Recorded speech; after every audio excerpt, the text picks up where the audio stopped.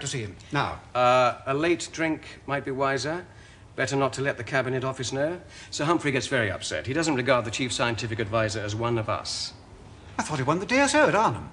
That doesn't make up for speaking with an Austrian accent. He certainly didn't go to Oxford or Cambridge. He didn't even go to the LSE. Prime Minister, you do believe in the nuclear deterrent? Oh, yes. Why? I beg your pardon? Why? Well, because it deters. Whom? I beg your pardon? Whom? Whom does it deter? Well, the Russians from attacking us. Why? I beg your pardon? Why?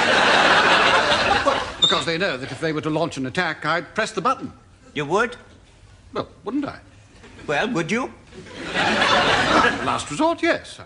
Yes, I certainly would. Well, I think I certainly would, yes. And what is the last resort?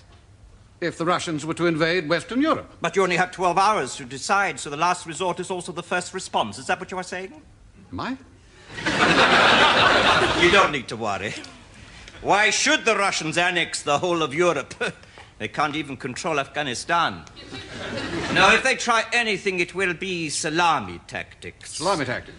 Slice by slice. One small piece at a time.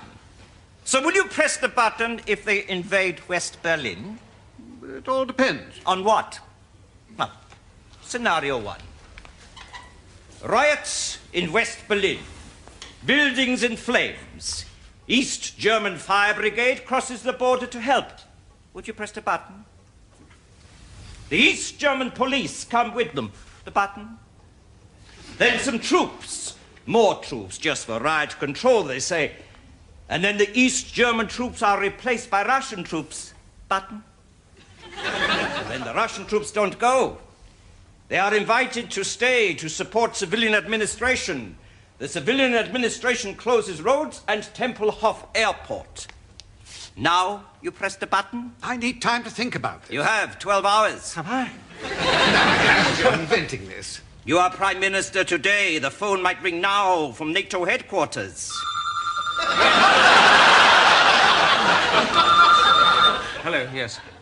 NATO headquarters. Can you address their annual conference in April? I thought I could. I'm not so sure now. Yes. Scenario 2. Russian army maneuvers take them accidentally on purpose across the West German frontier. Is that the last resort? No. Right, scenario 3. Suppose the Russians have invaded and occupied West Germany, Belgium, Holland, France. Suppose their tanks and troops have reached the English Channel. Suppose they are poised for an invasion. Is that the last resort? No. Why not? Well, we'd only fight a nuclear war to defend ourselves. How could we defend ourselves by committing suicide? So what is the last resort, Piccadilly? Watford Gap Service Station? The Reform Club? The nuclear deterrent makes no sense. Yes, it does. If either the Russians or the Americans have the bomb, then the other side must have it too. And we might as well keep Polaris just in case. I don't understand. What are you proposing? Cancel Trident. Spend the £15 billion you save on conventional forces, because you wouldn't really press the button, would you? I might, if I were given no choice. Oh, they'll never put you into a situation where you have no choice. They'll stick to their salami tactics, remember. All right. Well, supposing we cancel Trident and channel £15 billion into conventional forces, what do we spend it on?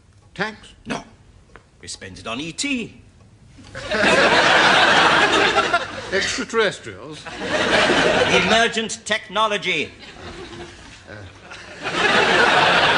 What's that? Smart missiles, target finding, infrared. And who would operate this E.T.? You need a large conventional army. A large convention. I've got an idea. Oh, wait a minute. I think I can see how to do this. First, we cancel Trident. Yes. We don't buy crews either. Yes. Then we introduce conscription. Yes. Not only do we solve our defence problems, we solve our unemployment problems as well. Prime Minister, isn't conscription a rather courageous policy? Courageous? Oh, my God, is it? No. Oh, in times of full employment it would be, but now we just give unemployed young people something to do. We teach them trades and skills, might even teach them to read. The army never discharged anyone who was illiterate. We could make them wash. We'd give our young people a comprehensive education to make up for their comprehensive education. Call it national service. Send the young people out into the community services. With one policy, we solve our defence, educational and unemployment problems. Isn't that so, Professor? This is wonderful. I see it all now. A new deal for Britain. Hacker's grand design.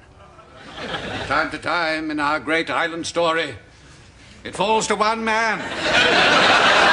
Lead his people out of the valley of the shadow and into the sunlit uplands of peace and prosperity. Why didn't I think of this before? Because we only just met.